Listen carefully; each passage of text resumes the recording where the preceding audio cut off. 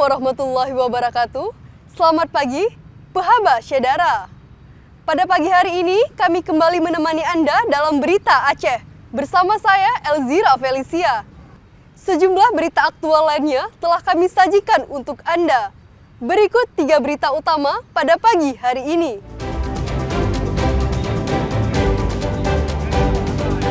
Penertiban mobil modifikasi atau odong-odong di pusat Kota Biren berlangsung tegang akibat adu mulut antara petugas dengan pemiliknya.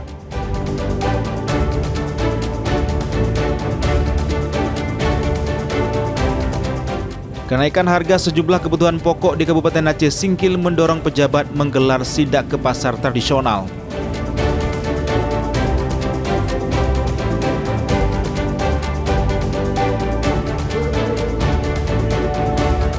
Keseruan peringatan HUT ke-80 kemerdekaan Republik Indonesia berlangsung dengan berbagai kegiatan, salah satunya cerdas cermat kebangsaan.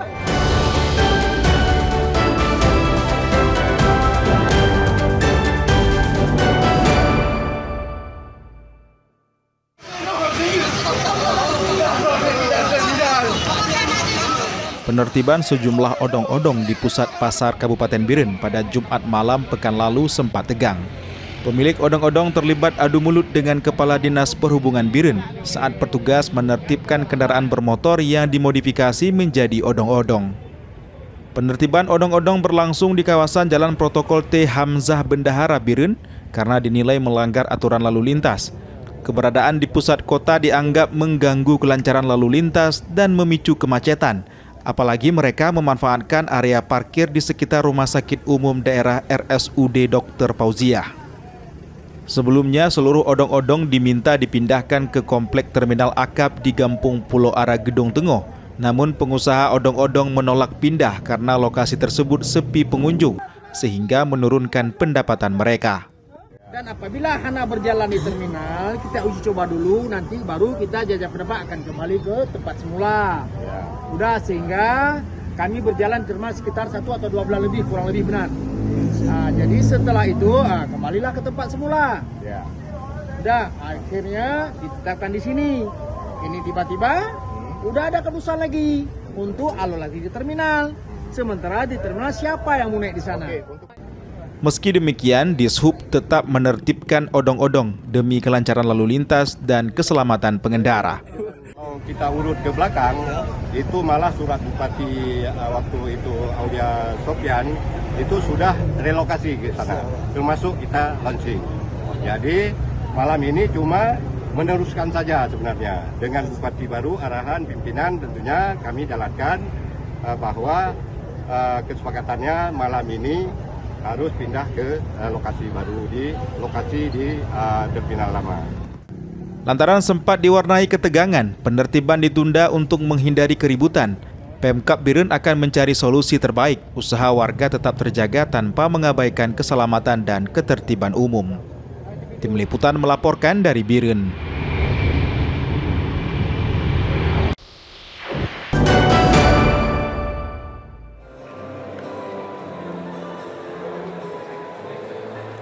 Dua dekade setelah dentum senjata di Aceh reda, gema janji damai masih belum sepenuhnya terjawab.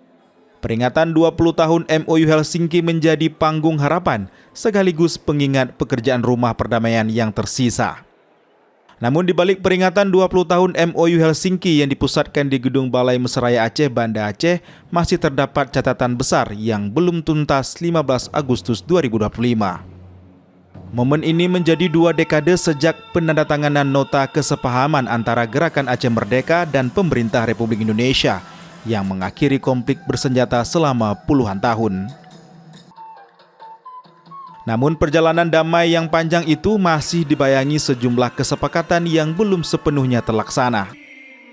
Gubernur Aceh menilai meski rakyat telah ikhlas meninggalkan tuntutan kemerdekaan sesuai kesepakatan para tokoh, namun hak-hak Aceh yang dijanjikan hanya terpenuhi sekitar 35%. Ia mendesak pemerintah pusat untuk serius membayar lunas janji perdamaian yang telah disepakati. Ya, dana abadi kita harapkan ini baru wacana ya. Kita akan jumpa Pak Presiden, kita sampaikan karena mengingat 20 tahun sudah perdamaian. Ini kita shortcut ya. kita lebih cepat supaya dana abadi itu diberikan kepada masyarakat. Karena kita lihat kalau kita pun tanam sawit sekarang minimal 6 atau 7 tahun baru kita dapat hasil. Wali Nanggro Aceh menegaskan masih banyak butir penting yang belum diselesaikan, mulai dari pengelolaan sumber daya alam, pembentukan lembaga khusus, pengakuan simbol-simbol Aceh, hingga penyelesaian nasib korban konflik. Peringatan ini seharusnya menjadi titik balik untuk melanjutkan pekerjaan rumah perdamaian, bukan sekedar momen nostalgia. Orang Aceh harus bersatu padu dan mendukung semangat dengan pemerintahnya di sininya untuk membangunkan Aceh yang bagaimana kita cita-citakan dan kita perjuangkan. Dalam hal ini segala regulasi yang belum kita laksanakan dalam segitu banyak sekali, ini yang harus kita konsentrasi, kita adakan. Peringatan 20 tahun perdamaian Aceh ini dihadiri perwakilan pemerintah pusat, Duta Besar Negara Sahabat, mantan petinggi GAM, tokoh masyarakat, dan ribuan warga. Mufti Tamrin melaporkan dari Banda Aceh.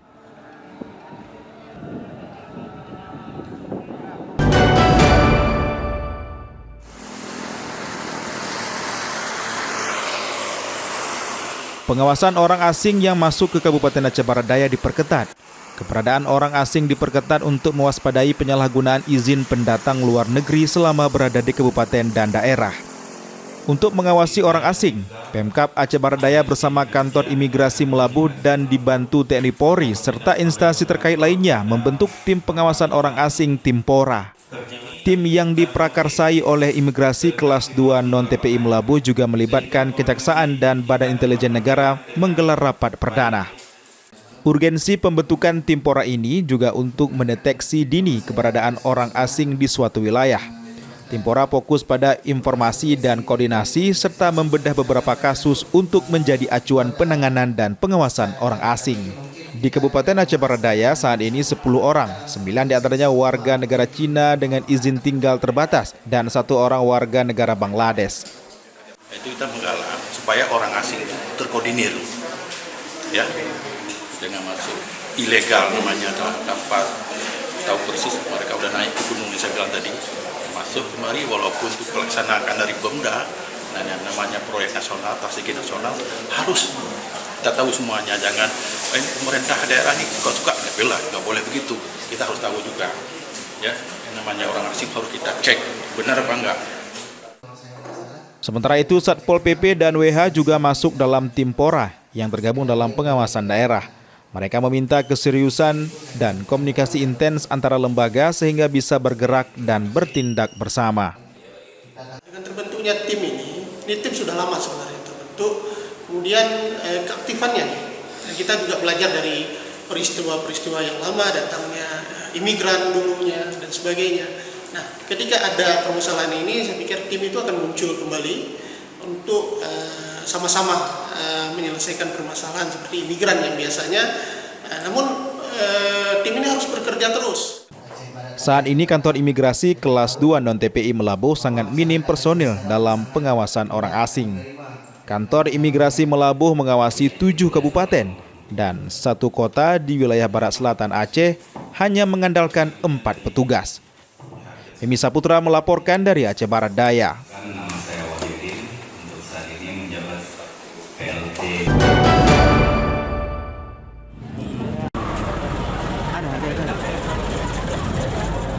Kenaikan harga sejumlah bahan kebutuhan pokok di pasar tradisional Aceh Singkil dikeluhkan warga.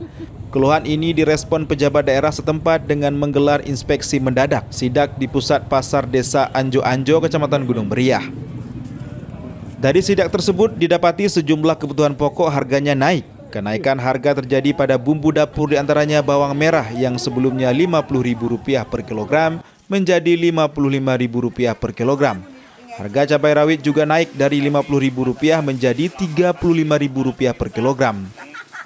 Harga beras juga masih tinggi mencapai Rp29.000 per bambu atau setara 1,6 kilogram.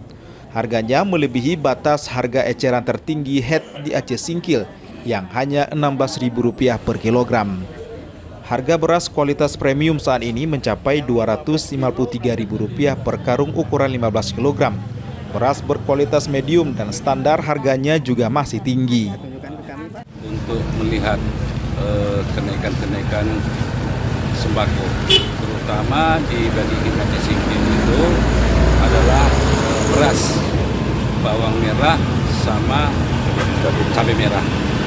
Yang tiga ini dari kemarin itu, minggu-minggu kemarin itu cukup signifikan kenaikannya. Oleh sebab itu hari ini kita pastikan harga itu apakah masih seperti itu atau tidak. Pemerintah Kabupaten Aceh Singkil akan berupaya untuk menstabilkan harga, salah satunya dengan menggelar pasar murah di 11 kecamatan. Tim Liputan melaporkan dari Aceh Singkil.